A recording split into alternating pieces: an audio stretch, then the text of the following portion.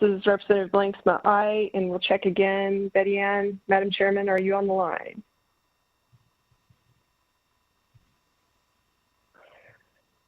Okay, I guess we'll move on. So that that item passes. The minutes are approved for the August 4th board meeting. We can move on to item number 2 under new business, discussion on criteria for determining quarantine and restriction orders for Ada County. And then Kim Link, are you on the line for us? Yes, I am, Representative Blanksma. Perfect, good to hear from you. I'll just let you take it away. Okay, perfect. Dustin, can you please pull up? This is Betty Ann, I'm back on. So. Okay, Betty Ann, this is Representative Blanksma. So we went through and we're on down to new business item number 2. Okay, fantastic. Thank you. Thank you.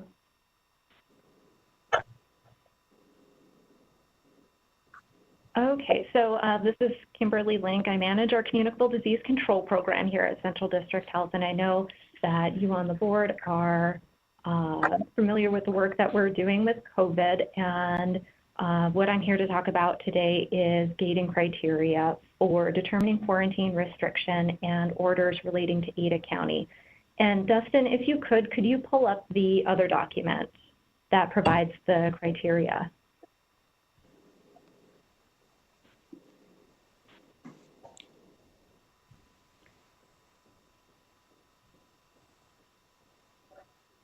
While he's working on getting this pulled over, so what we're looking for is we've created a document, and this was done back in early June when we originally worked on it to provide a framework for the decision making that needed to go on regarding providing additional restrictions in order to get our case counts coming down for COVID. So the document itself is based on different criteria that we are looking at, and we seem to be having a little bit of an issue with getting that document pulled up. Dustin, are you able to pull up the document that's called Criteria for Determining Quarantine and Restriction Orders for Ada County?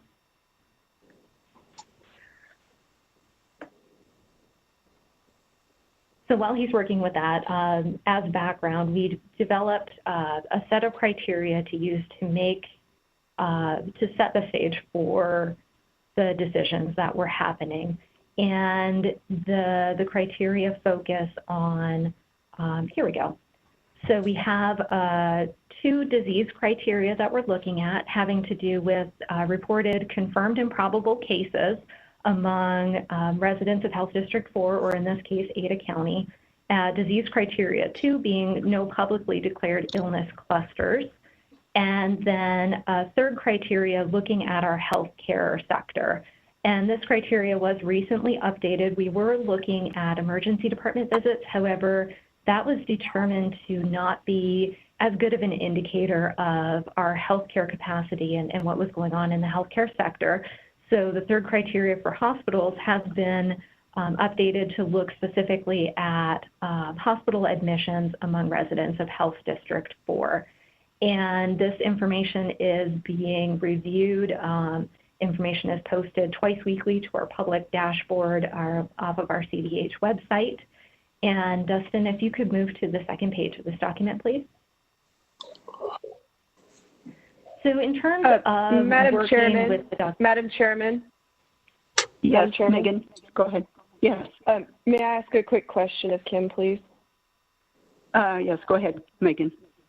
Sorry to interrupt. I just wanted to catch before we went on to page 2. And if we're looking at disease criteria number 2, where it's no publicly declared illness clusters, can you tell me where that's to be found on the website? So those illness clusters, they may be declared in a few different ways. When we originally had the cluster that was related to the downtown bars and restaurants, that was something that was declared via press release. Currently, clusters that we are keeping an eye on include illnesses that are going out at the Department of Corrections facilities in CUNA, and that information, those updates are actually being provided by the Director of Department of Corrections And the other one that we're keeping an eye on right now is through the Ada County Jail. So if they are clusters that we are solely monitoring, typically those would be information that we would put out via press release, but in these other cases, they are being, the information is being put out by other agencies. Does that answer your question? Yes, it does. Thank you very much. Okay. So as we look at this framework, and again, it's a broad framework to help aid in decision-making on whether or not additional restrictions are warranted based on level of disease transmission. And what you'll see is we have 3 sections in the modifications area having to do with number of cases that are reported. So if we have cases that are greater than 25 per day on average or 175 per week, if those reported cases are fewer than 25 per day on average or fewer than 175 per week, and then down at the bottom, we have an additional contingency, which talks about if our reported cases are exceeding 100 per day on more than 3 consecutive days. And where we're sitting right now, we've been above that threshold since about the middle of June. And just starting with that, since that's where we are currently, when we are in that level, recommendation is to look at providing additional restrictive quarantine and other restrictive order measures in order to get those case counts below 100 per day consistently. Madam Chair. Yes, I'm not sure who spoke up. But... Sorry, this is Commissioner Laciando. Kim, can I pause you for a quick question? Sure. So one of the challenges I know we've had is that finding this translation from case count to hospitalization to ICU, et cetera, can be tough, especially as it starts affecting different populations. And I guess what I'm thinking about is that back when we had the bar cluster outbreak, many of those cases were in younger people, so we weren't necessarily seeing that translation as much to hospitalizations, but as it's moved into the rest of the community, we have seen more. So can you talk about how we will think about that number, that 100 number, as it's in different populations? Sure, I'm happy to talk about that. As we look at it, the number 100 is based on really our best estimates and working with our healthcare partners to use the science of understanding how many people on average are hospitalized due to COVID and recognizing that the healthcare capacity and the inpatient capacity to be able to care for everybody adequately in the hospital setting. And I think the downtown cluster that we saw was a great example of where we saw a rapid increase in the number of cases that were being reported. And very early on in that outbreak, they were, most of the people were within that 18 to 29-year-old age group. And as we saw that the illness then moved from that more defined cluster out into the community, we saw that that age group did change. And that's at the point when we saw additional hospitalizations occurring as a result. And I think that's a good indicator that within our community, if we're seeing consistently more than 100 cases a day, it's very unlikely that that would be limited to our younger population. So we'll say under 30 or under 40 years old. So those people who are less likely to be hospitalized. And again, we're working with the best information that we have available to us. I think that as we look at the 100 per day metric, we may find that over time our community may be able to support higher case counts before we say that we automatically have to be more restrictive. But based on what we've found with working with our healthcare partners, talking with the hospitals, is at this point that 100 per day seems to be a good indicator of where our hospital partners are becoming concerned as far as the number of admissions that are happening. Does that address your question? Okay, perfect. So when we are looking at, to move to the very top of this page, so if we are in a position where our number of cases are greater than or equal to 25 per day on average, so if we're saying we are seeing consistently 25 to 100 cases per day, we have 3 directions that we may go in terms of looking at the modifications to orders. So loosening orders or lessening orders would be recommended to occur when we see that hospital admissions are going down and our case counts are going down, and then also that disease criterion 2 is met. So we don't have any outbreaks that we're monitoring that we feel could significantly impact our community. We would look to stay in place in terms of maintaining current quarantine and restriction orders if either our hospital criteria or that disease report criteria are showing an upward trend, but that not dramatically increased. So if we see between the 2-week period of time that increase from week 1 to week 2 is 50% or lower, then that would be an indicator to stay with what we have currently. And then also that we aren't monitoring or we don't have any outbreaks that we have concern with. Where we would look at recommending potentially more restrictive measures is if we are seeing a more steep upward trend. So week 1 numbers in terms of hospital admissions or the disease reports that are coming in, if we're seeing a greater than 50% increase between those first and second weeks of the 2-week period. So we would move in one of 3 directions potentially when we have 25 to 100 cases a day being reported. If we find ourselves back in the position of having fewer than 25 cases per day being reported or fewer than 175 per week, we would, our community would be in a very good position. And so we would not look at, not recommend more restrictive measures, but we would look at potentially lessening those current restriction measures that would be in place if the hospital criteria and the disease criteria, so the reported number of cases, were both showing a downward trend, or if there was an upward trend, but it was less than a 50% jump between those 2 weeks, and that we didn't have outbreaks that were of concern.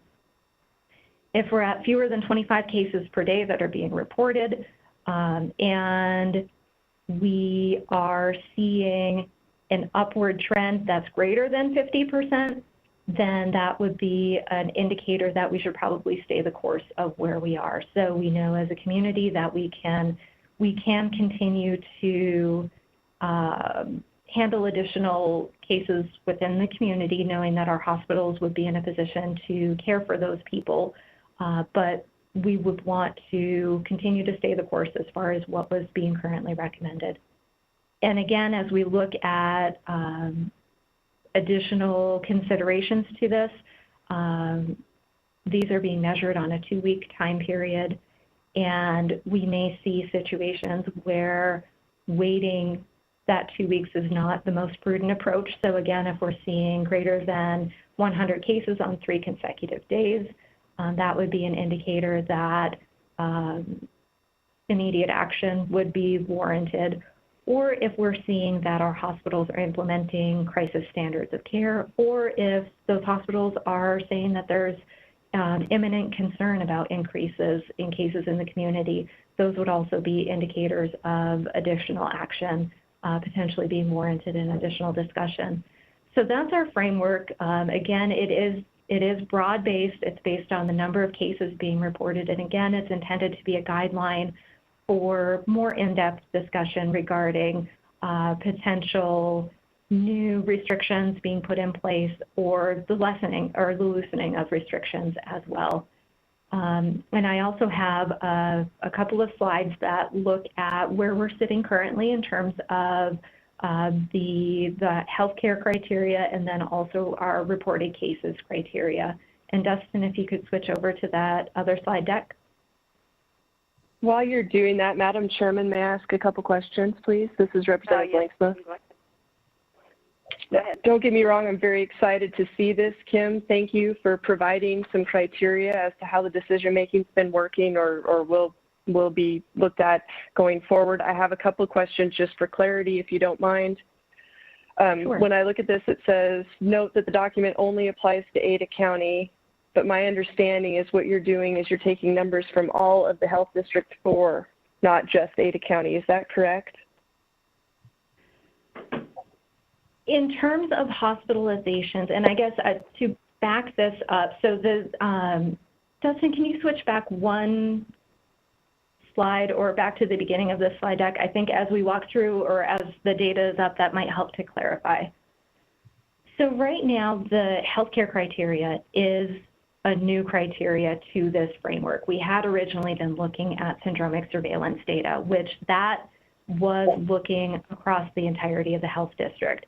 However, in terms of looking at the reported cases criteria, that's actually being looked at specifically for Ada County. So we have the ability, because that data is coming from our cases that are reported to us and our investigations, we're able to easily drill down to determine county of residence. And as we look at county of residence, that's being published on our public dashboard on the twice weekly Monday, Thursday update. Oh, Madam Chairman, follow-up? Yes, Megan, go ahead. Actually, Kim, no, because that's kind of my concern, because if I look at and read this, what words are printed on the page? Disease criterion 1, reported and confirmed probable COVID-19 cases among residents of Health District 4, which means that reported or confirmed and probable cases in Elmore County, Boise County, and Valley County could potentially determine what happens in Ada County. And so I just want to be clear as to what the document says. And additionally, that translates down to page 2 as well, where you're saying reported cases exceed 100 per day on 3 consecutive days among residents of Health District 4.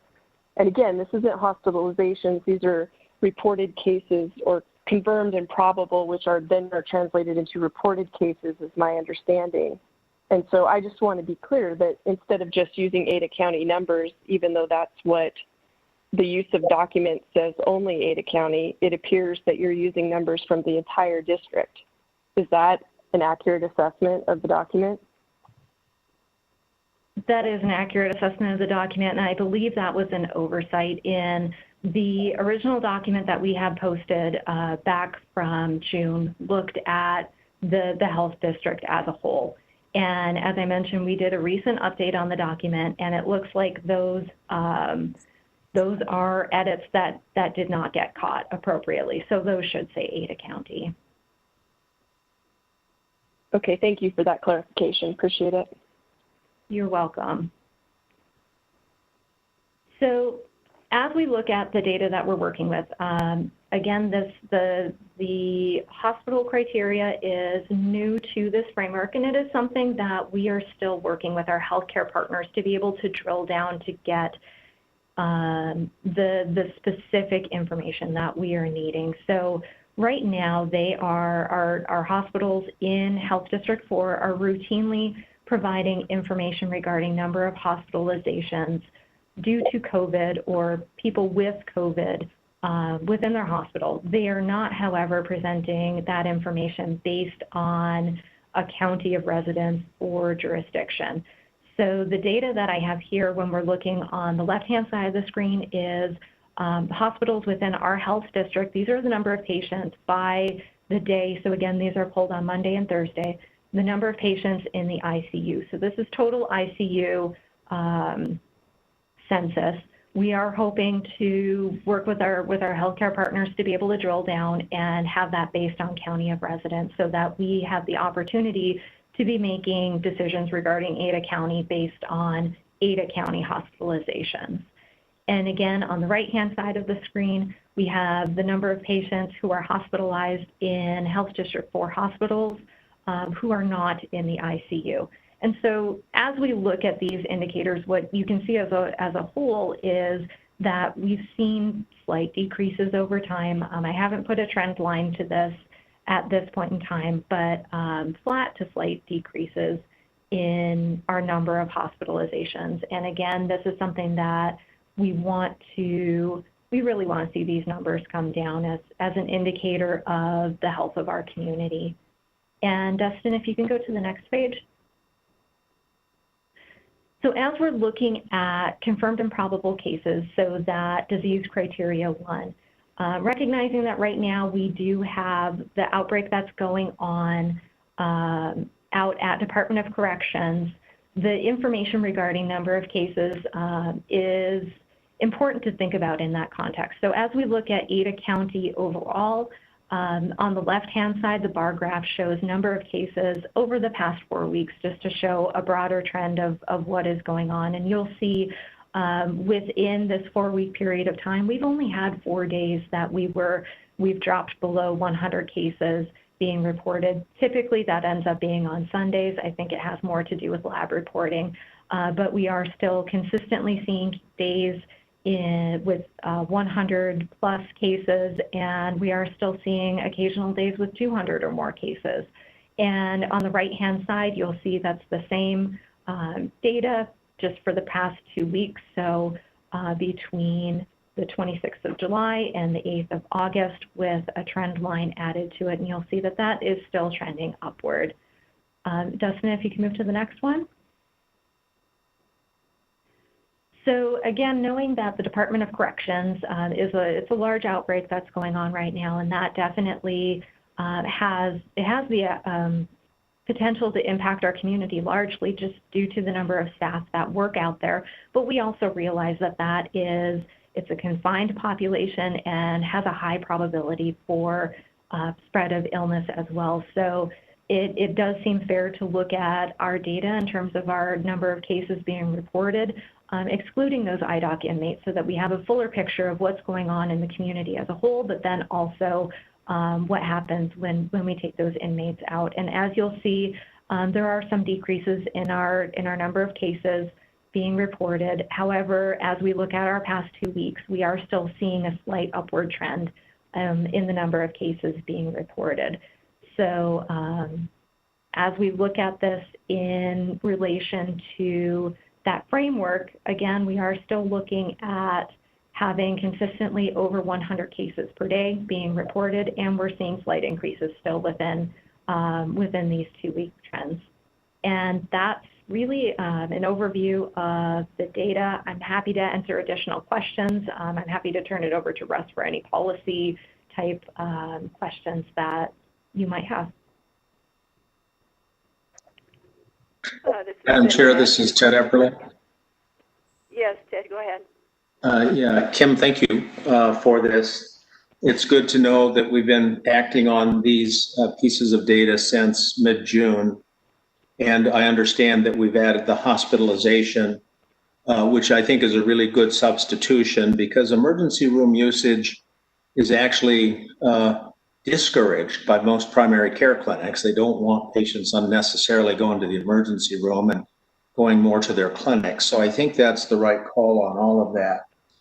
The question that I had was in regards to other community outbreaks, in particular meatpacking plants or produce plants. Are there any active outbreaks at any of our more confined facilities in terms of meatpacking, vegetable and plant production sites?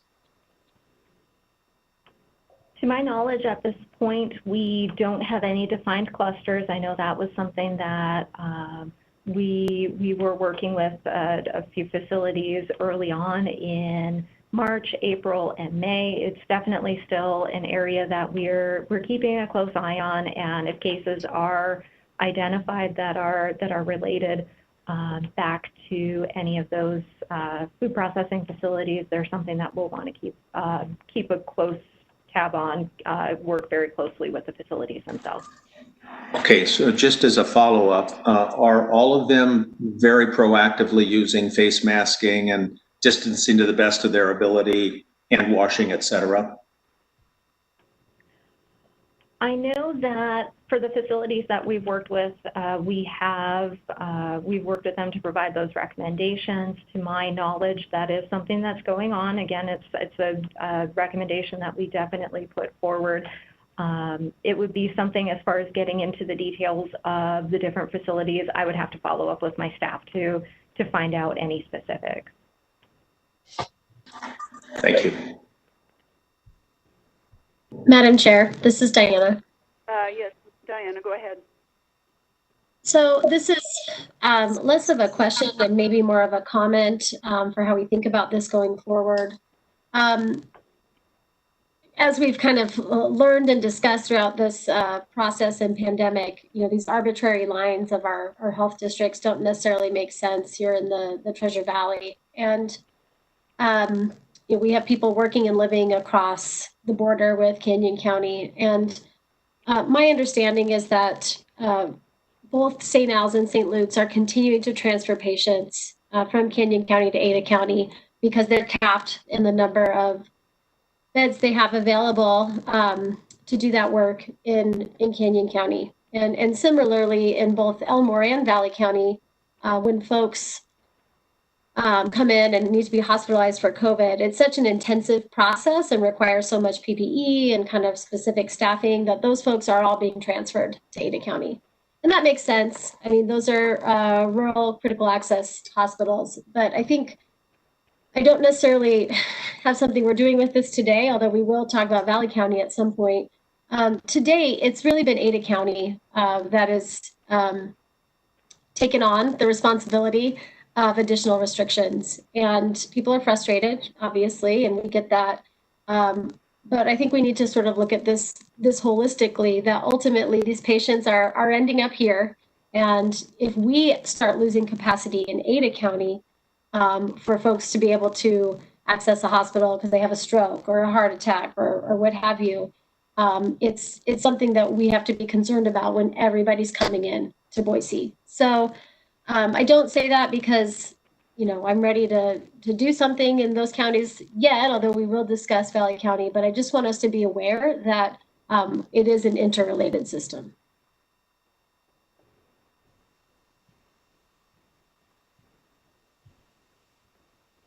Any further questions or discussions for Kim? Madam Chair, this is Commissioner Hasbrouck. Yes, go ahead. So Kim, I'm assuming, and you let me know if I'm wrong here, but because we set these specific guidelines, specific levels, as far as what our next actions will be, when the schools open up and some of these kids start going back to school, then's when a lot of these numbers are going to kick in and we're going to realize that things are more serious. Am I feeling correct on that, or is that a wrong assumption? Commissioner Hasbrouck, I think that you're correct in that assumption. And as we have worked to look at the criteria and the levels for schools to make that recommendation of Ada County being at level 3 or in the red, this definitely plays into it. And not only in terms of the number of cases that are being reported, but also on the healthcare capacity side. And I think we heard, very strongly from our healthcare partners that capacity is being stretched and that we are not in a good place, and the potential for having additional cases within the community could, really put a strain on them. And that does need to be taken into account. And I believe that these thresholds do align fairly well with being able to say that when we're consistently under 100 cases per day, that's going to put Ada County in a better position to have kids back in schools, have that in-person learning going on, and recognizing that we'll have that bit of a buffer to allow for an additional level of community transmission without exceeding our healthcare capacity. Madam Chair, I have a follow-up. Yes, go ahead, El. So Kim, can you tell me then what this kind of the standard treatment at the hospital is for kids? Do kids end up in the hospital for treatment for COVID, or are they able to stay home and kind of heal up on their own? How much demand are we going to create on that medical system after school's open? Is there a percentage? Not being a pediatrician, I can speak in generalities. What I can tell you is that we've seen very few hospitalizations among children under the age of 18. I believe I'd looked at what we had published on our public website, and we have had 2 hospitalizations as a result of COVID for those under the age of 18. But again, you know, as we look at the cluster that occurred back in June, we know that what we saw there was when there was this increase within a certain age group, that there was transmission further out into the community as a result. So there is that potential. I believe that, you know, at this point, the science is showing that younger children don't seem to be as infectious. They don't transmit as much as older children. But if we're looking at kids who are 4th, 5th grade and older, they may have the possibility to transmit like an adult would. And the additional component of having kids in school is the number of adult staff that are there between faculty and other staff. And so we need to think about those transmission cycles as well. So if, you know, teachers are potentially working together or as they're interacting with students, that needs to be considered as well. Thank you. Yeah, Madam Chair, this is Ted Epperly. Yes, Ted, go ahead. Yeah, the American Academy of Pediatrics and the Children's Hospital Association just published some data in the last couple of days that in the last 2 weeks of July, this is across the nation as a whole, there were 97,000 cases of children with COVID-19. And if I remember the data right, because I saw it yesterday, it was about a 2% hospitalization rate. So certainly lower than can happen with older adults, but still can have hospitalization.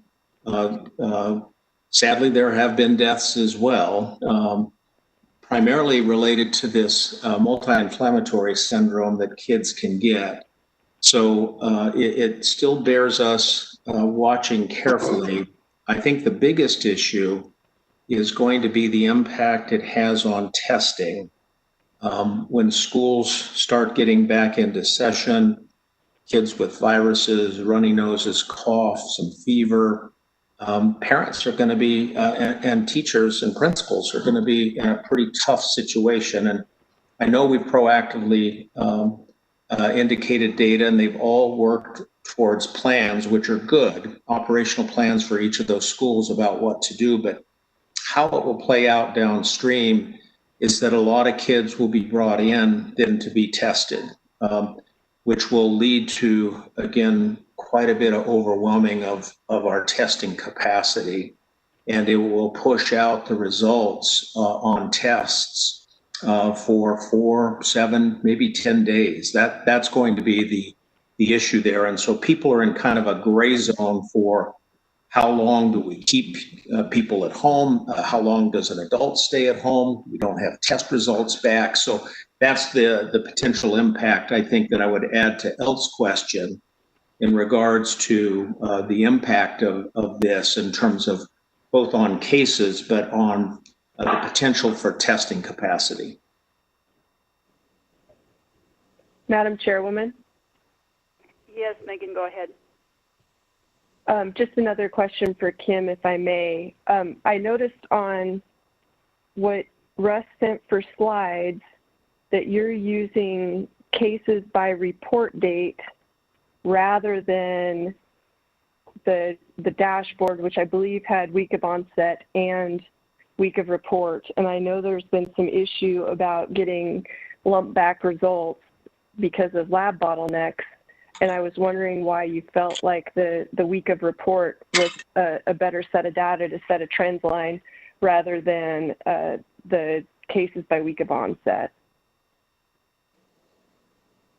That's a great question. And I think it's one where, as we're working with this, we don't have a perfect indicator to work with, unfortunately. And the reason that we're working with that date of report is that's the date where we are aware that this positive result is there. That person who was tested is aware of the positive result, and it provides an opportunity for action on the part of public health.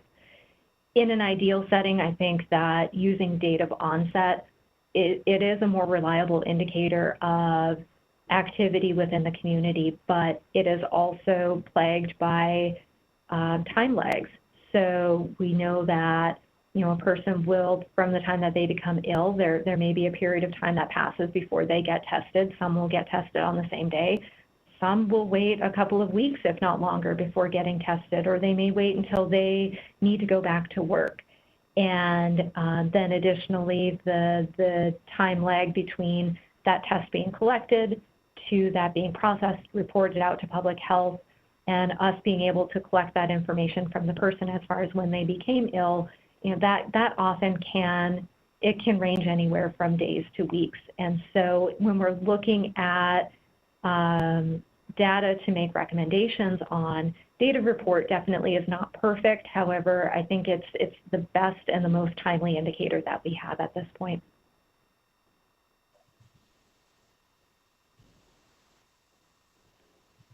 Thank you, Kim. Any more questions? Madam Chair, this is Elting again. Sorry. Yes, go ahead. Kim, what's going around in my mind, and I'm a little bit confused. If we open up the schools and we start getting a lot of kids that are testing, that are coming in sick or positive for it, and we just heard from Ted saying that they have about a 2% hospitalization rate. To me, those numbers are going to maybe skew the data and put us in a higher category than we should be. Am I incorrect in saying that?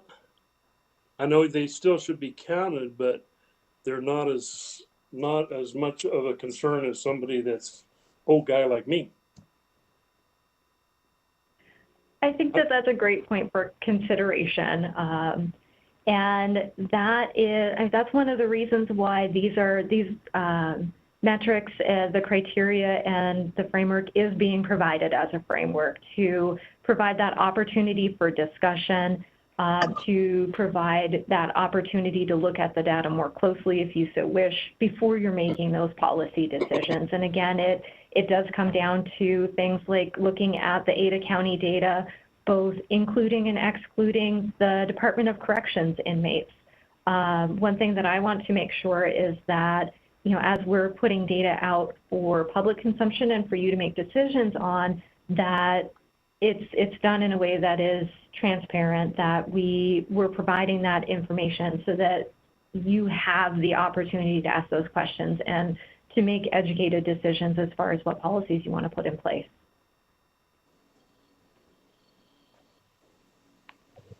I think, Madam Chair, this is Diana. That really leads back to the question I had about the bar question, because when we saw those numbers start to skyrocket back in June, it wasn't initially translating to the hospitalization rate, but then it did as it moved through the population. And I guess, I have parents asking me, how do I feel if my kids go back to school? And, I'm worried about my kids for all kinds of different things, but I'm not necessarily more worried about coronavirus than any other virus they might get. What I do worry about is, are they not going to be able to hug their grandmother for a year at worry of transmitting to her? So I think, blow that up to a scale of a community here in Ada County of 500,000 people and, 60,000 students in Ada County. And that's what we're talking about.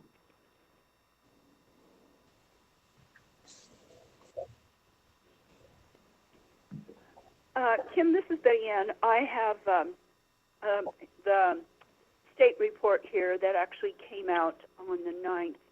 And, of course, our county, Megan and I are from, is in the yellow. Is your staff working with those businesses to actively let them know the guidelines they need to be following while they're in this category? So from the epidemiology program, when we have individuals who are testing positive, if they were in a workplace while infectious, we are working with their employer to make sure that they're aware of that, working with them on contact tracing if there were other employees who may have been exposed, and also in that conversation talking about what their plans look like, where there are opportunities to decrease transmission. And then additionally, here at CDH, we do have liaisons who are active within all 4 counties of our health district who are doing more of that higher level planning and coordination as well. Okay, thank you. Any other questions for Kim? Madam Chair, this is Jane Young. Yes, Jane, go ahead. I just wanted to tell Kim thank you because I think this not only gives us a framework, but it takes away the element of surprise so that people can understand it and see kind of what's coming because they can interpret it for themselves as well. So I really appreciate having the information spelled out like this. Thank you.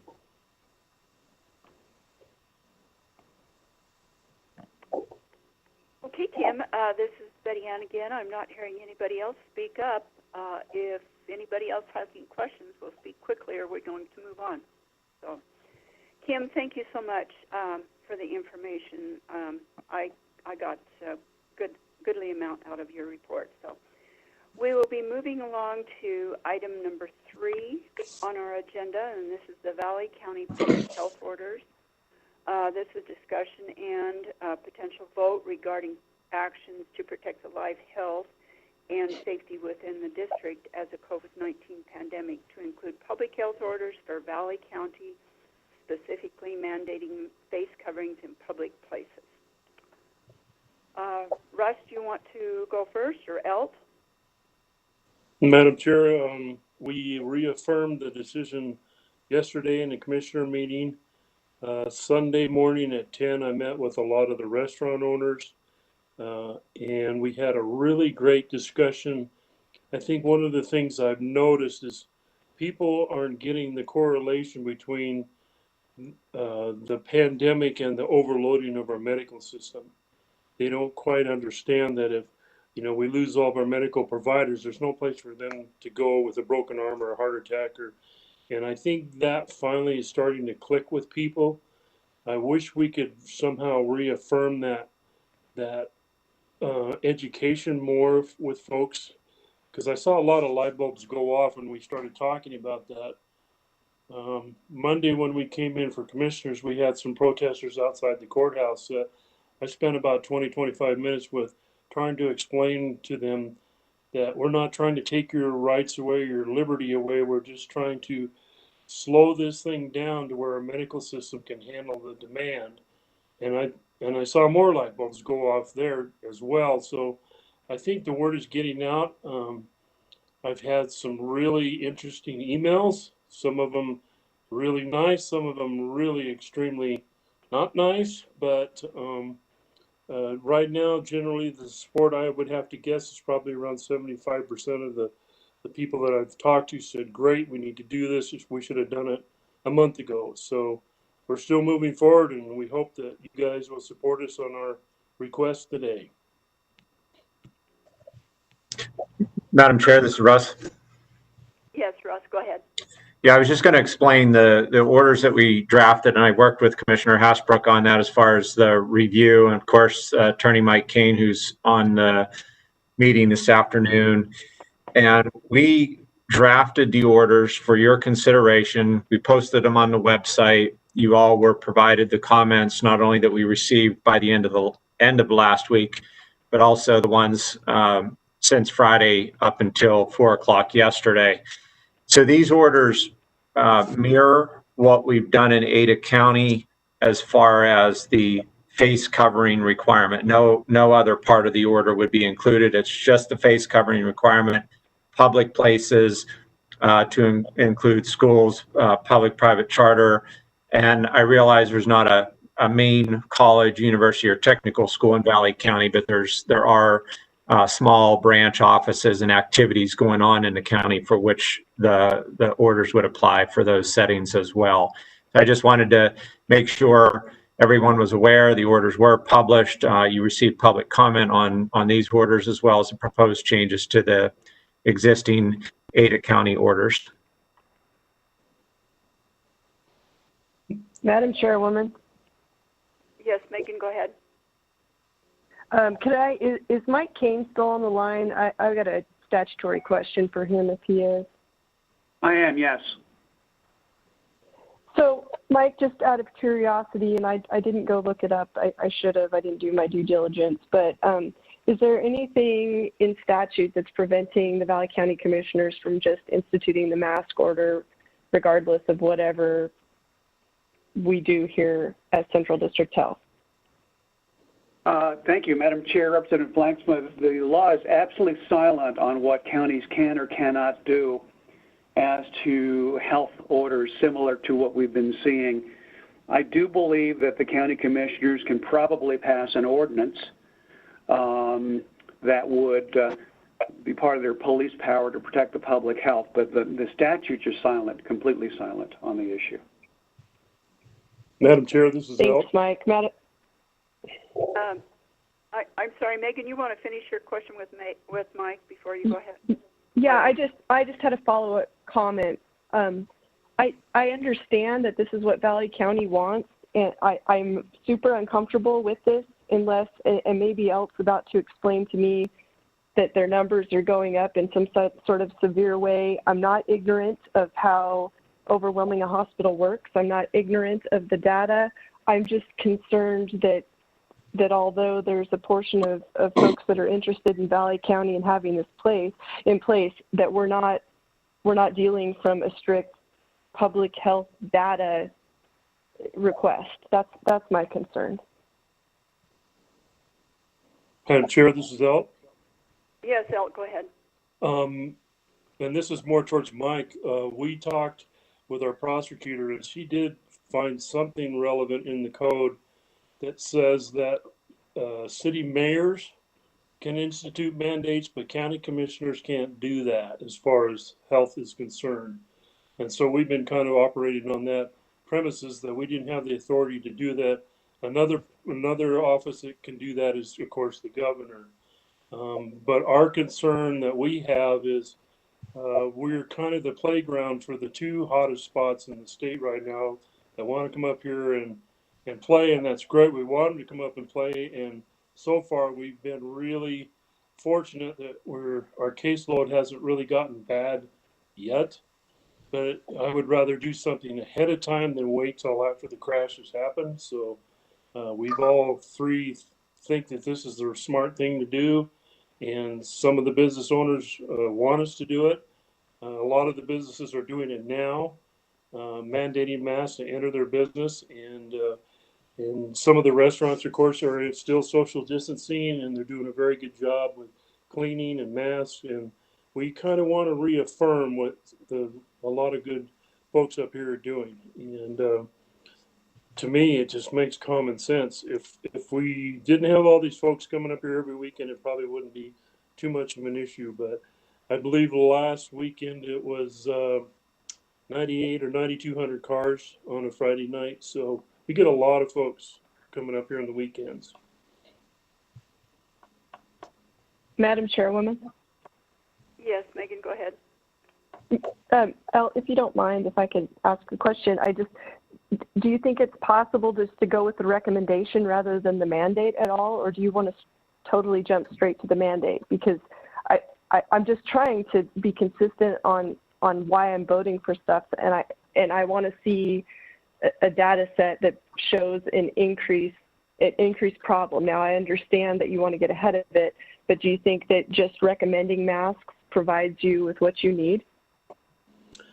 First of all, we recommended about a month ago, I think, I don't know, I don't remember the date, maybe 3 weeks ago, we highly recommended send out a stuff on the website and the local media that we recommended people wear masks. And a lot of folks jumped on it. Of course, we had some opposition and some folks that think we're just silly, but we tried that route, and I think it worked a little bit. But what I've noticed is that a lot of people want to be able to say, well, we didn't mandate the mask, the government did, or the health district did, and that takes that pressure off of them.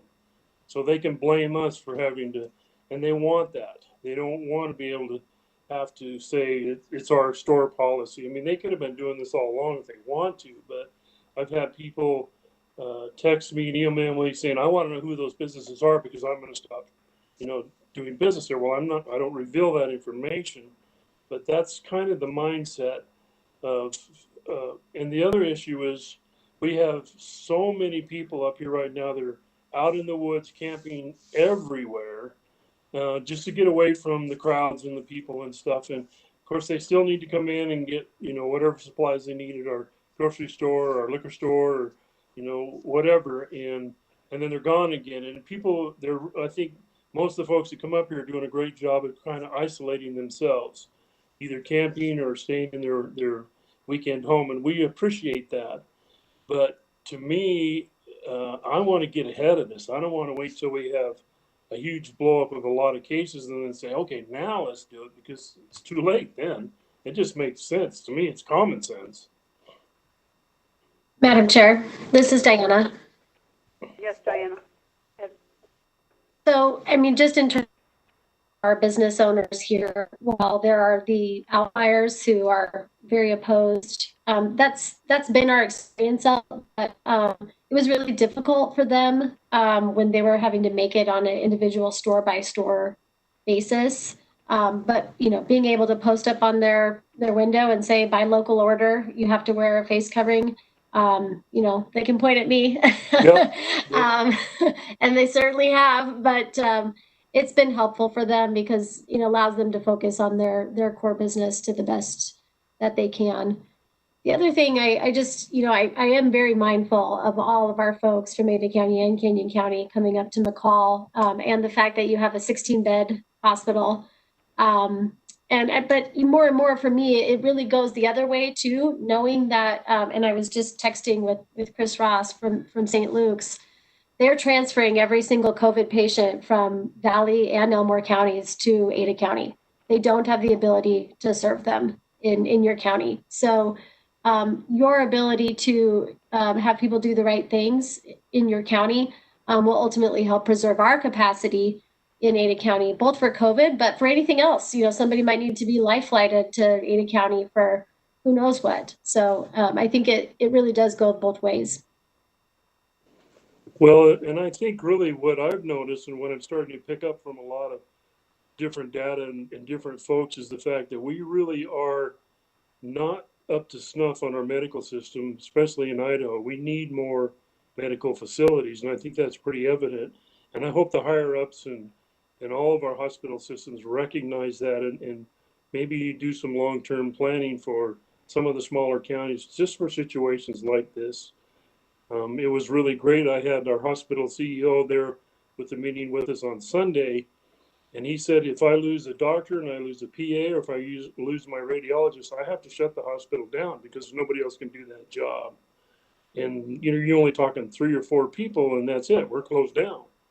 And people now are starting to say, now they're starting to get it. Now they understand that, if you break your arm, you might have to go to McCall, or you might have to drive clear to Boise if there's no place to go up here. And that's what we're trying to protect.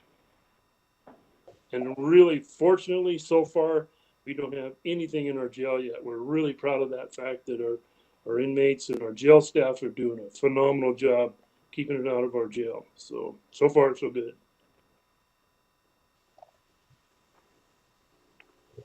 This is Betty Ann. I did have a question here. And once again, I mentioned this previously in another meeting about the children under the age of 2 not required to wear masks. And keeping a 2-year-old with a mask on all the time is, maybe idealist according to the CDC, but is not consistent with the American Academy of Pediatrics recommendation. So just wanted to know your feeling on that. Well, I'm really excited about the statement that Ted said about, out of 97,000, about 2% were hospitalized. That tells me that these little kids are pretty tough and they can get through a lot of stuff on their own or at home. And you're right, you're not even going to get it. I have a 4-year-old grandson that if you put a mask on him, he plays with it. I mean, he's pulling on it and turning it around, wearing it backwards, and it's just not going to happen. And of course, our big concern right now is when the schools open about 2 weeks after that, I think then it's going to get kind of tough for all of us, but we'll take that when it comes. Okay, so I'm still not clear about how you feel about those 2-year-olds mandated to wear masks, because there are penalties involved in this if they don't. Well, so Madam Chair, just for clarification, we're kind of referencing the same thing, right? It's face covering in a public space, but we never did approve the mandate for daycares. So if we think about, you know, my kids aren't that far out of being 2-year-olds. You know, going to the store for 20 minutes is different than spending 8 hours in a childcare setting. So I guess I just want to make sure we're talking about the same thing.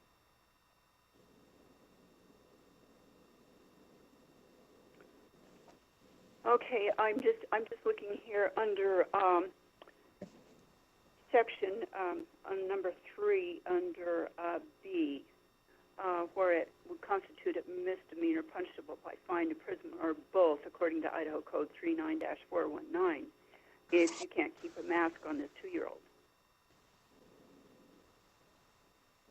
Well, you know, the way I look at that, because I've talked to our sheriff a lot about that, and there's a lot of things like that on the books, especially in boating and waterways and on the roads, that if you get pulled over for speeding or something, or for a broken tail light, and you get lippy with that officer, there's probably going to be some other things that you're going to be charged with as well. So it really depends on that relationship at the time of that traffic stop or that violation. A lot of folks aren't intentionally going to take their 2-year-old out so he can, or 4-year-old out even, infect who's ever in that store. And the store now can say, I'm sorry, but you're going to have to take your 2-year-old out if you can't get a mask on. The thing that we've got to show and prove to these kids that it's okay to wear a mask. It's okay to see mom and dad wearing a mask in the store, so I better wear a mask too. We have to set that example, and if we don't set that example, the kids aren't going to wear the mask either. I hope that helps, Betty. Madam Chairwoman? Yes, Megan, go ahead. If you didn't have a follow-up, I had another question for Commissioner Hasbrouck. Okay, I was just going to comment, you know, that this does apply to public, private, or charter schools. So daycare centers, I don't know if they weighed in up in your area, Elt, or not. You know, honestly, most of the daycares are doing a phenomenal job. They tempt the kids every morning when they come in. A lot of folks aren't allowed in their secure facility. If they want to come and get their kid, they have to wait outside, and the child is brought to them. And they're really doing a great job of setting protocols to where they can't bring that in. You can't be 100% perfect. None of us are, but they realize that they've got to do a very vigilant job of staying on top of all of this. And I'm pretty proud of them because they jumped right on the bandwagon and said, yeah, we've got to do a better job of in the daycare system. You know, we're all trying hard up here, and we're all trying to make it work. And you know, there was a concern about you're not going to shut all the restaurants down again. No, we're not going to do that. But if we have a hot spot that keeps coming out of one restaurant over and over and over, then we're certainly going to go talk to them, and I hope the health district will back us up on that.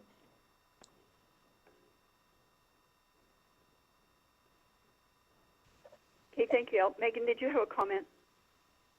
I actually had a question based upon one of Elt's earlier comments. So did you get an indication that the Valley County Sheriff would or would not enforce a mandate if it was issued?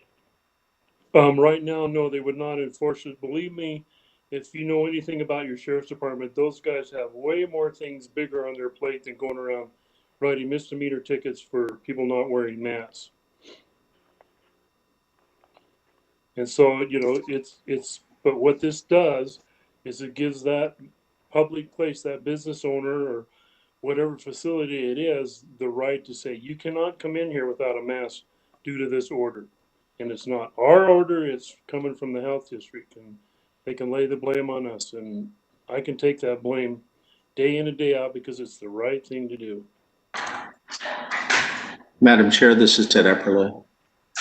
Yes, Ted, go ahead. Yeah, I'd like to speak in favor, in support of Commissioner Hasbrouck in regards to, I think he's done incredibly good job with talking with business owners, twice to all the commissioners of Valley County. They're certainly in support of this. By doing this now, as Commissioner Hasbrouck has pointed out, it'll take the pressure off of the businesses to try to police this internally. It'll take the pressure off of the hospital for potentially getting overrun and having their beds filled to the point that then coronary artery disease, strokes, all the other things that will happen with people in the valley that need to be in the hospital will be referred. It'll also take, I think, the pressure off the schools in regards to decreasing community burden of COVID-19. So for all those reasons, I think it's a very considerably well thought out position, and I'd make a motion to approve face masking as a mandatory requirement in Valley County. Madam Chair, I'll second that. Okay, the motion has been made and seconded. Is there any further discussion? Hearing none, I will call for a vote by county. Boise County. Can you come back to me real quick? I'm sorry, Ryan, I didn't get that. Can you come back to me? Oh, yes. Okay, Valley County. Valley County Commissioner, aye. Ada County. Jamie, aye. Ted Epperly, aye. Commissioner Laciando, aye. Elmore County. Representative Blanksma, no. And back to Boise County.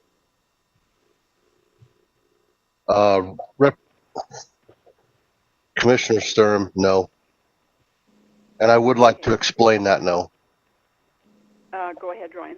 So I totally understand where you're coming from, Elt, and I applaud you for trying to get the right thing done and do what needs to be done.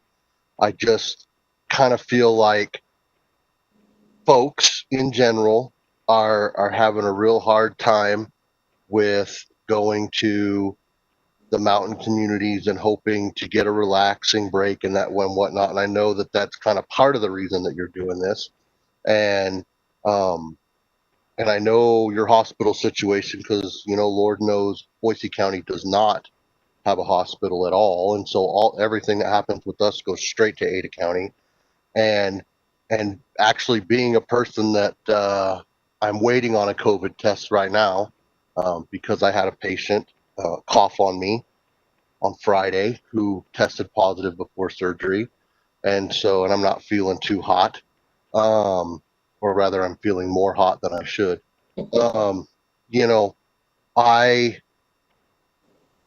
I'm seeing the importance of what you're doing, and I do agree with Megan to a point where I think that we should be trying especially in some of the outerlying counties, our best to advise those. I have the same concern with my sheriff has said the same thing, that he will absolutely under no circumstances enforce a mask mandate in any way, shape, or form. And I think most law enforcement leaders have stated that to all of us at one point or another.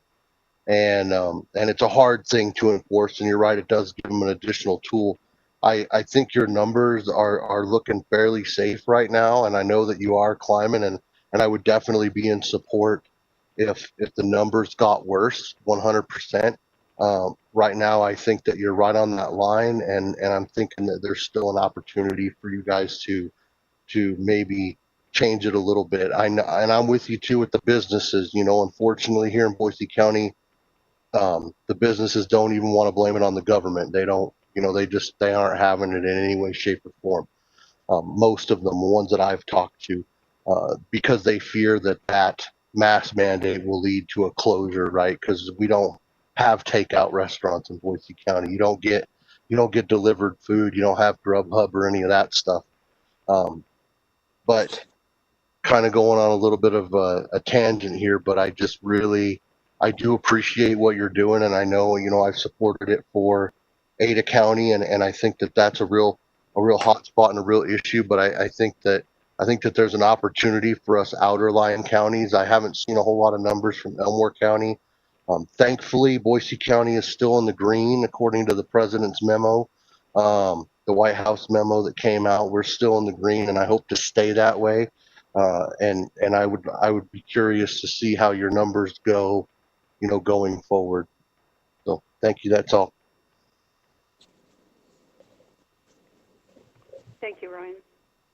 Okay, the motion does pass, and so we will move on to our next agenda item, which is number 4, Ada County amended public health orders. This is a discussion and potential vote regarding actions to protect life, health, and safety within the district as to the COVID-19 pandemic, to include amendments to current public health orders for Ada County to restrict the size of social gatherings to either no more than 10 or to no more than 25 people.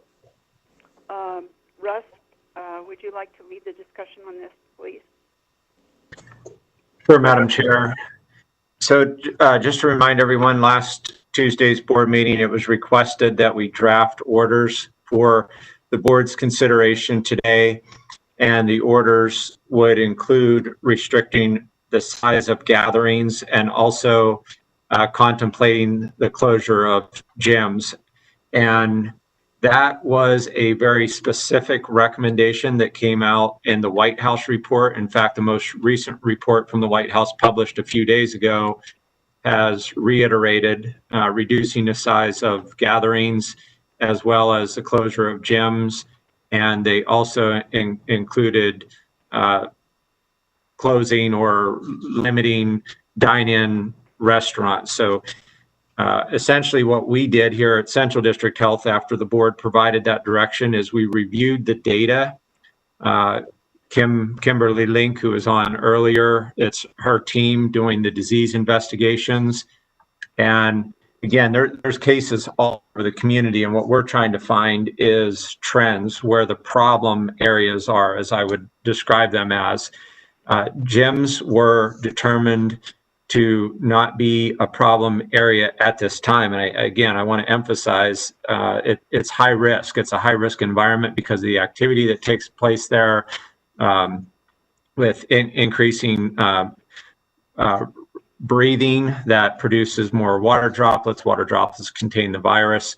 So it's not without risk. Again, we just did not see the cases at this time. We know gyms and lots of other businesses are doing the best they can as far as distancing and face coverings where it's reasonable to do so. So point being, gyms were removed. That's the reason. Gatherings, on the other hand, especially social gatherings, weddings, barbecues, things like that, birthday parties that involve larger groups are a problem area. That's where we're seeing a lot of our cases. And it's not just family members, it's individuals that go and participate in these activities. They get infected, then they take it back to their family. And of course it spreads there because when we live in a household with our immediate family, we don't take the same precautions as we do out in the broader community. So with this order, Mike Kane and I worked on language specific to social gatherings. So the idea is to leave gatherings at 50 or more, both public and private, are prohibited. And then we've narrowed that in for social gatherings, defined as private gatherings of people for the common purpose of relaxation or social interaction.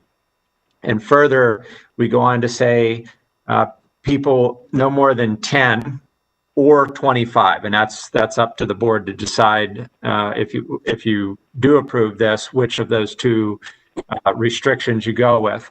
In a single room or in an outdoor space at the same time where physical distancing of more than 6 feet cannot be maintained. Social gatherings do not include persons patronizing theaters, restaurants, retail establishments, or similar private businesses where social distancing is practiced, or attending places of worship for the purpose of exercising religious activities.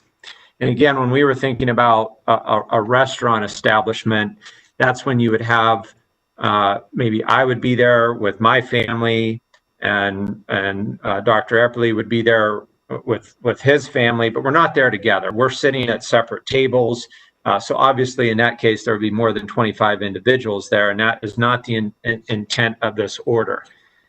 The only other point that was made was under the exceptions for wearing face coverings, and this was one of the comments that came in, I think, last week, was related to, it's not just students who are out participating in sports and athletics. So we just moved that, remove students and include just persons in place of that. So that's all I have, unless you have any questions.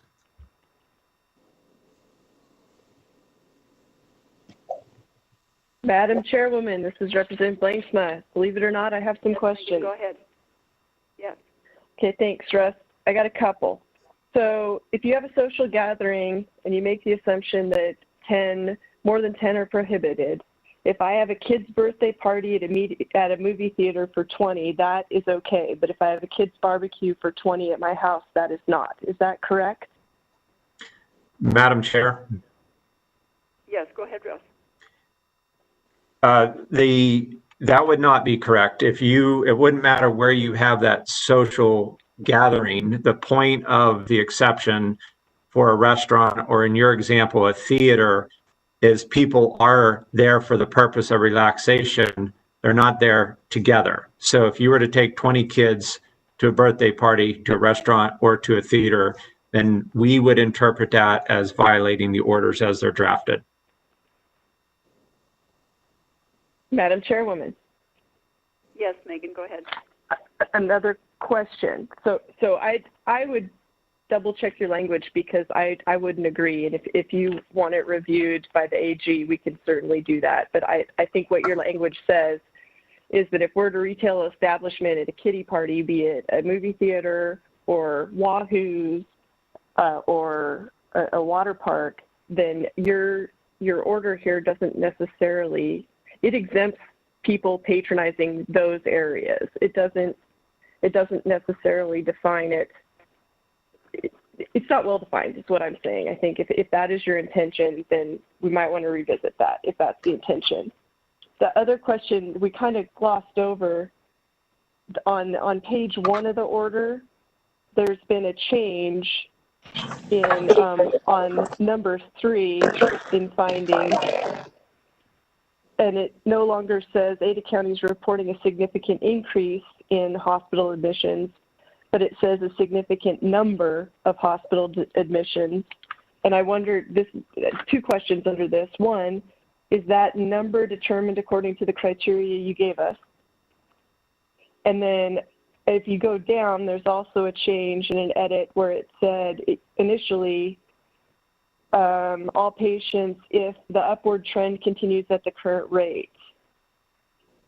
And it's now been changed to if there is an increase in the number of patients admitted with COVID, without a delineation between whether they're admitted for COVID-related illness or if they just have COVID and are admitted for, say, knee surgery. So I just wondered why those two changes were made. Sure, Madam Chair. Yes, go ahead, Russ. So those are both great questions. As far as the increase, we're not seeing an increase, as Kim Link explained earlier.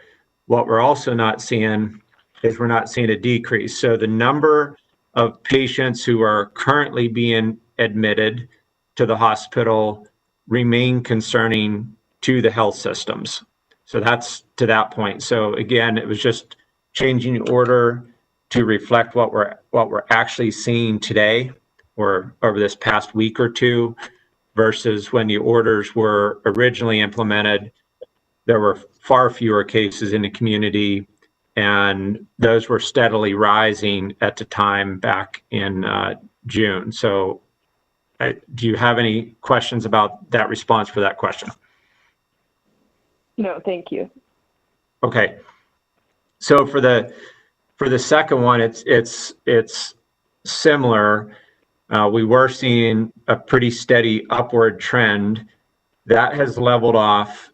And I think right now, it's always too early to tell because we don't have a long period of time, but we have seen a slight decline in the number of patients admitted with COVID-19 at our hospitals. And as far as the other question, for or with, I actually just had a conversation before the board meeting today with St. Luke's, is if they're there for COVID, it's definitely a strain on the system. That's why they're there. Those are added patients, not just the person who tested positive with COVID, but they're there. A really good example would be a lady who's there to deliver a baby. If she tests positive for COVID, that is a strain on the system because of the added staffing and added PPE resources to make sure that other patients in the hospital aren't infected. Of course, the staff there as well. So it's not, we're not changing the target. It's clarifying what we're currently seeing today in the experience of the hospitals that they're sharing with us. Okay, thank you, Madam Chairman. Just one more thing just to clarify. Yes. So if I understand you correctly, the orders have been modified because they'd conflict with the new set of standards that was just presented because the number is static in one and a slight decline in the other. So this is to take account for that. I'm sorry, Madam Chair. Yes, go ahead, Russ. I would say it wasn't so much as far as any changes in the criteria. We did change the criteria from ED visits with COVID-like illness to hospital admissions just because of the circumstances by which patients are now getting admitted to the hospital.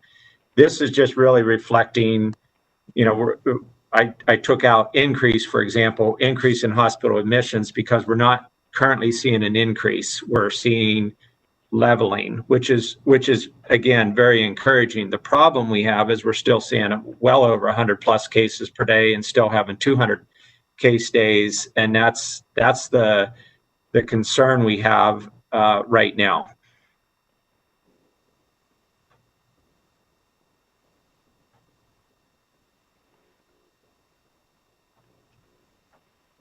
Any further comments? Madam Chair. Go ahead, Jane. Yes, Jane, go ahead. I just had a really quick question. Am I moving on? Huh. I was wondering if anybody had found any scientific data that talked about the difference between 10 and 25 for outcomes. I mean, aside from common sense, I could not find anything that spoke directly to that. Madam Chair, this is Russ. Yes, Russ, go ahead. That's a really great question, Dr. Young. There isn't really good data on that. Obviously, if you're around more people, as you know, there's more likely that transmission to occur. So by limiting the size of gatherings from large sporting venues down to gatherings of 50 or fewer, down to 25 or 10, it really is a judgment call. Right now, we are seeing a lot of the cases, like I mentioned, with the social gathering events. And if you have a gathering of 25, obviously you're more likely to have people outside your immediate family and maybe even extended family. Whereas if it's a social gathering size of 10 or fewer, that's going to be more limited to your immediate family, probably individuals you're already interacting with anyway. So I can't say, 10's perfect or 15's perfect or 25's perfect. It's our goal here is to take what we're seeing today, which is we've leveled off. The cases have been pretty level, but we are not seeing the decline in cases that we would like to see. And, I think back to the conversation we had last week around schools, might have been the week before, and the challenges with them operating in a category 3 versus even a category 2. So I'm sorry, that was a kind of a long a long response, but it's not just crystal clear at this number. It's good. It's this number. It's more dangerous. Madam Chair, this is Diana. Yes, Diana, go ahead. So I've been looking, and I don't know how well it's been vetted, whether this tool played into the White House's recommendation. But again, this was coming from the White House Coronavirus Task Force. Dr. Birx called the County Commissioners about this 2 weeks ago. I've been looking at the Georgia Tech Event Risk Assessment Planning Tool, and I just dropped it in our WebEx, and I guess, Russ, you can put it on YouTube. But, it takes a look at your rate of prevalence, your cases per 100,000. I think it also takes a look at the positivity rate, and then you can select your area, and you can drop in an event size, and it can show you what the likelihood or probability of transmission is based on that. Again, we're all kind of, we're building the plane as we fly it on all of this stuff because it's happening so fast. So I don't know how much this has been vetted. But I know a lot of folks are taking a look at what Georgia Tech has put together.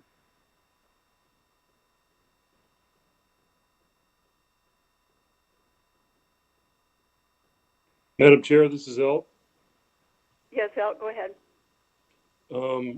What I'm wondering is if we went to, let's just for example, if we went to 25, Russ, would we be able to correlate the response to 25 versus 10?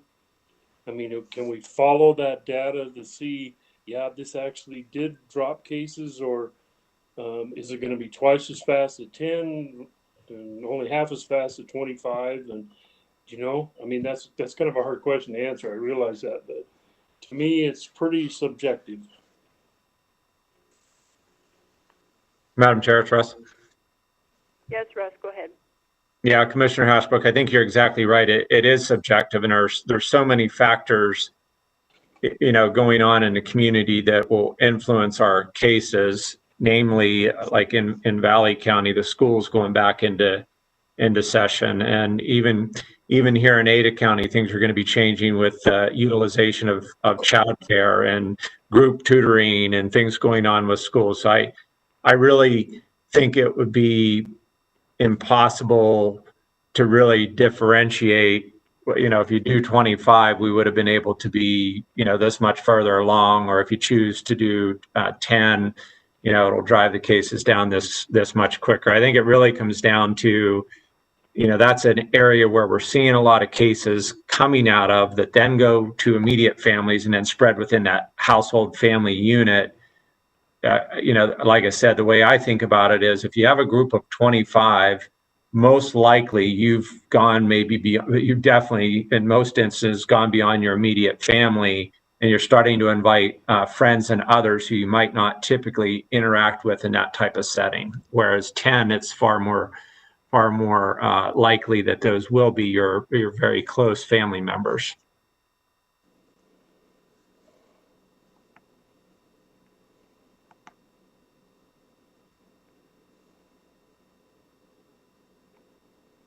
Madam Chair. Mike. Mike, go ahead. I thought it might be useful to tell you how we got to this definition. If you remember the original direction from the board, it was just to say gatherings of all kind. It didn't say anything about social gatherings. And when we began to look at the cases throughout the country, we began to realize that just to say gatherings, it would eliminate all sorts of things, city council meetings, corporate board meetings, even legislative committee meetings. And that's not what you were looking for as we understood it. What we understood the driving force for this was the cases coming out of parties and celebrations. And what I did was I went out into the cases out throughout the country and tried to use other states' orders to try to define more carefully what a social gathering was, and that's how we got to the language that you're looking at. Most of the cases on gatherings are either 50 or 10. There doesn't seem to be any real rhyme or reason as to why that number is appropriate, but of course the president has set out the guidance of 10. It's an exercise in line drawing, and if you determine 25 is more appropriate, that is going to be your call. The other thing I wanted to point out is, as to the social gatherings, as long as physical distancing of 6 feet is maintained, it's not going to be a problem what your number is up to 49. So there's that. We also added what social gatherings are not, and as Representative Langsman correctly pointed out, it's not patronizing theaters, but you have to go to the last part where social distancing is practiced. So what we were trying to capture here was what we were understanding was driving the increase in cases, which was essentially private gatherings for the purpose of social interaction. That's where the cases are coming from. But we didn't want to limit it where there still is physical distancing. And we didn't want to include patronizing private businesses as social interaction.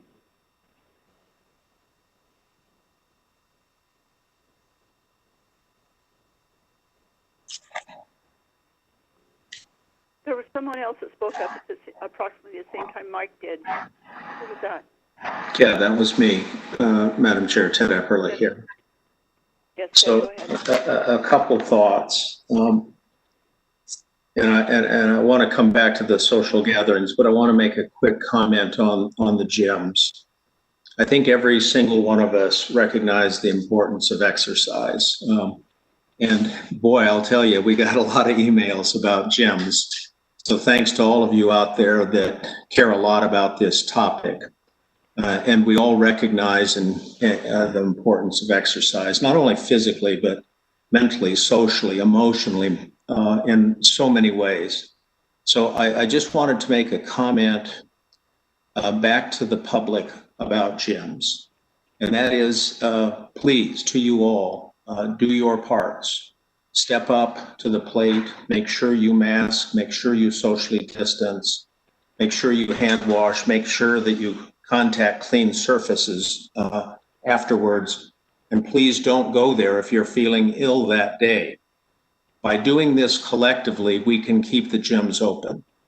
The problem comes if we don't do that, then there will be a cluster of cases that'll come out of a gym, and then we're going to be forced to act on this. The White House has already called us out twice for closing of gyms.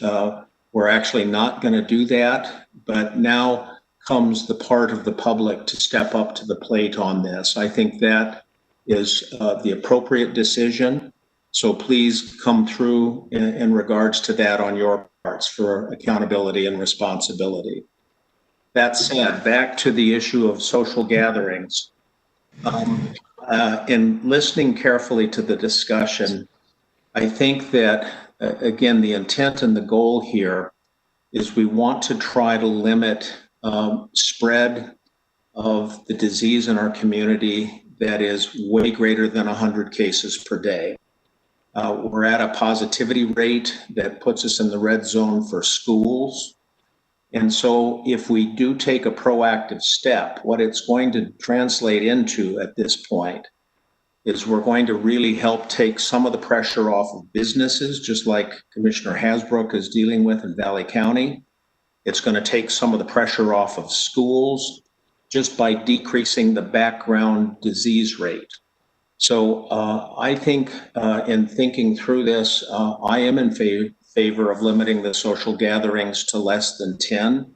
I think that the language is really clear on if social distancing is being done, then you can have groups greater than 10 as long as social distancing is done at those groups. But if they're not being done at that group, then I think 10 is the right call. And the reason, and I'll stop with this, is just exactly what Mr. Duke had to say. And that is when you get above that number, all of a sudden you have a lot of different community people in the group versus a social gathering that's family only. So 10, I think, carries probably a lot more reason than 25 in this particular case. to the community. If social distancing is done at greater than 6 feet, then you can certainly have that social gathering with groups larger than 10. And that's the distinction. So I'll stop with that. Thank you. Madam Chair, this is Diana. Yes, Diana, go ahead. I want to follow on Dr. Epperly's comments. We did receive a boatload, a plethora, you name it, number of comments. But I just want to reemphasize, it's not the number of those comments that has certainly changed my mind or helped me along in this. As I looked through and talked with Russ and Kim about the case data, we're just not seeing cases come out of gyms as clusters. And that's fantastic. And it means that people are hopefully taking the precautions at gyms, both the business owners and the patrons. But as Dr. Epperly noted, is going to require continued vigilance, probably especially toward the masking component, to make sure that continues to be the case so that people can enjoy being able to go to their gym, being able to work out and really handle that. And I'll just note that if we do see major clusters coming out of those settings, then we will have to be prepared to do something. On the social piece, I guess I would just say from knowledge, it is so hard when you start getting people in a less controlled environment to socially distance. And it's, who is policing that? Who is ensuring that people are wearing masks? You've got this social pressure piece. It's very difficult. And I guess I would note that, it's not as if, as we've done all along, it's not as if our sheriff's deputies or police officers are going to be, driving around and checking in on backyard barbecues. That's obviously not going to happen. But I think it sends a message to the community that this is a high risk environment.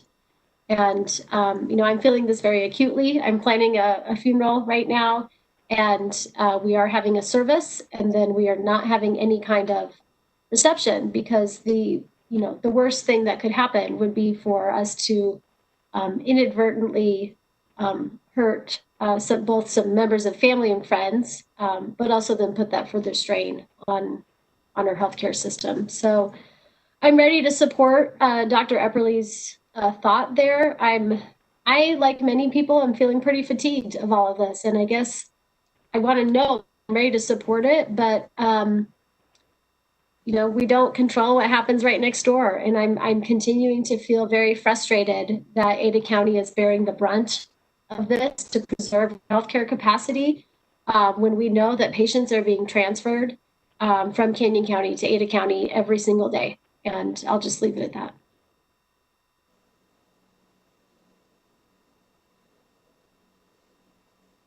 Any further comments?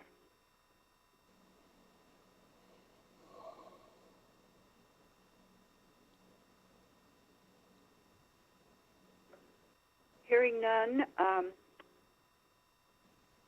is there a motion or to vote on this issue?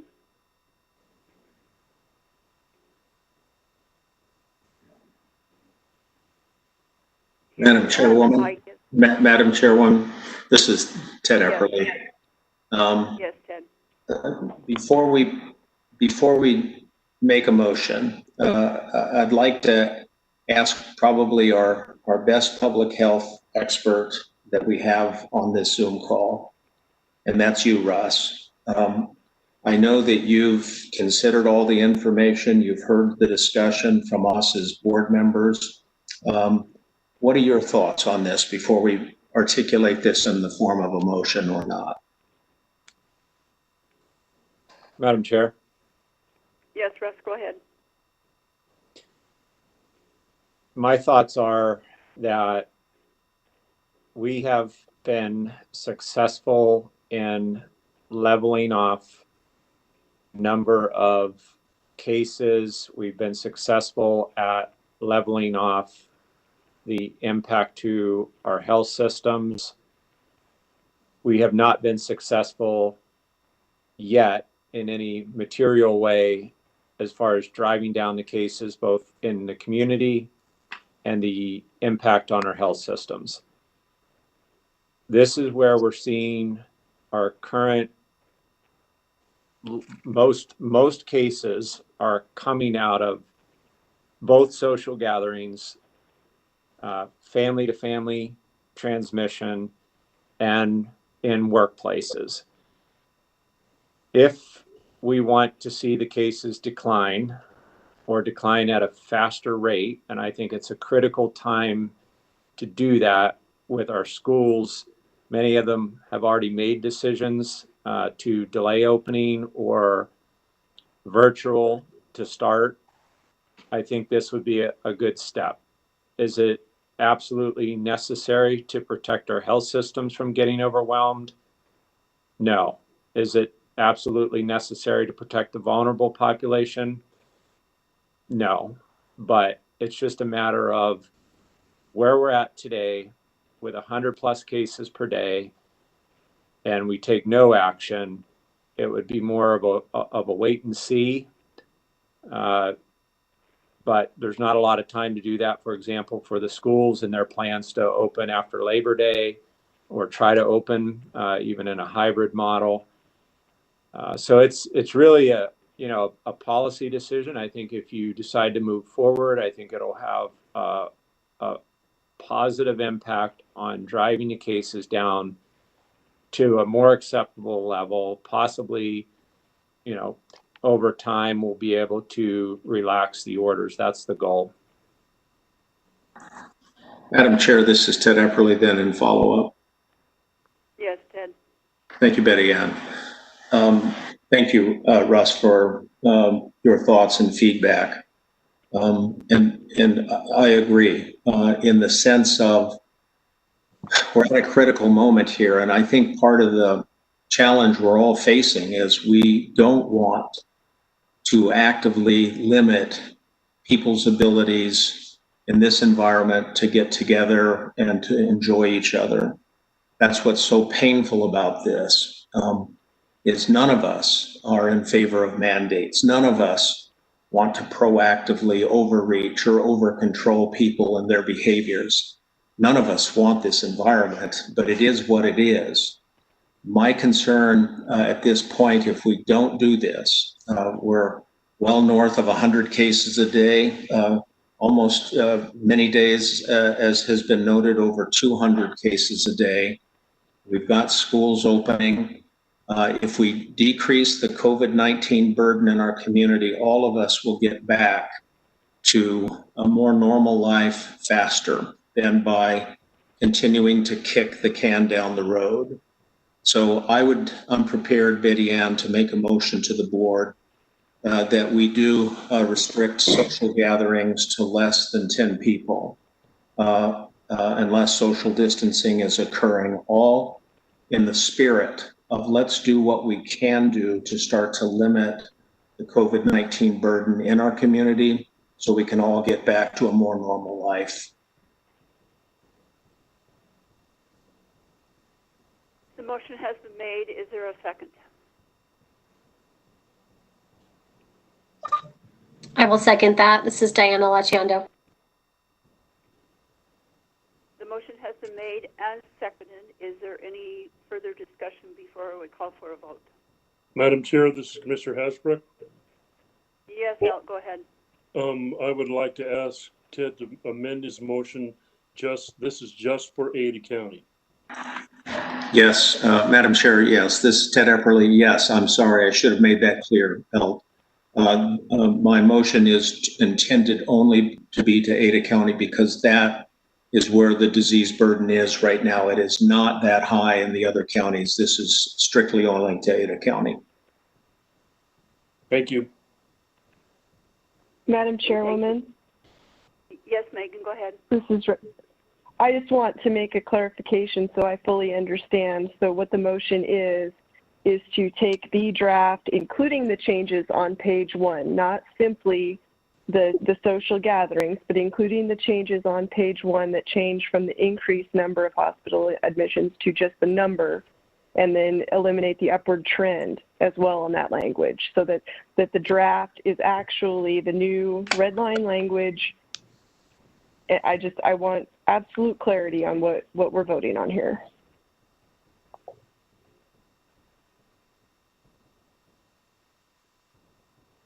Madam Chair, if I can just clarify with Mr. Duke on that added language, because I was specifically talking about social gatherings, but to Representative Blanksmith's point, maybe we can take care of it all at the same time. Russ, my understanding of the red line language in the draft that's been provided to the public is that's just some clarification of the existing, how we're applying the data that Kim Link has gone over in a way to then have congruity between what she described and what the data points we're looking at. Is that correct, Russ? Madam Chair? Yes, Russ, go ahead. Correct, Dr. Epperly. It was just looking at the order and making the modifications. Like I said, there was the modifications early on in the document. That's the draft that's published for the public view starting last Friday. And then also there's the additional change under section 4B, letter G, where we modified from students actively engaged in athletic competition to taking students out and then adding persons, because of the fact that I mentioned earlier, it's not just students actively engaged. And then there's also one additional change that, again, I would recommend the order, if you're going to adopt the orders with social gatherings of more than 10 are prohibited, with the exceptions of physical distancing, I would recommend you adopt the orders as drafted. And the one other reference was under section 8. It referenced the Idaho Department of Health and Welfare code, and at Mike Keene's advice, we made a change to that so that it references our local public health district law under Chapter 4 of Title 39. And Betty Ann, this is Ted Epperly again. I would just, for clarification reasons, have the red line changes that have been produced to the public all accepted in this particular motion, because there's nothing of substantive content change there. It's only a clarification, so there's a clear alignment on what the metrics and the dashboard will be that we're looking at, not only to go into these, but when to exit out of these recommendations we're making. So I would, to Megan's point, I would make it for all the red line changes that we have in front of us now. Okay, Ted, this is Betty Ann. After all this discussion, especially for the public's information and clarification, would you go ahead and restate your motion with the said amendments, please? Okay, Betty Ann, thank you. I would make the proposed recommendation that we accept the red line changes produced in the document that Mr. Duke has provided to us and to the public. Those red line changes have been published since Friday, that we make all those changes, and in particular in regards to social gatherings, that we adopt the language of having that be for less than 10 people. This is Diana Laciando. I will second. Okay, thank you. And once again, that clarification, you didn't state it, but does include Ada County, correct? Yes, I'm sorry. Ada County, yes. Okay. Madam Chair, this is Russ. All right, I will. Yes, Russ. Just a very, very quick clarification. So Dr. Epperly said of less than 10, and our orders say social gatherings of more than 10. So it's just as would be 9 or fewer, and the orders as drafted are more than 10 are prohibited. I just wanted to make sure that was clear. Thank you. The way the language is.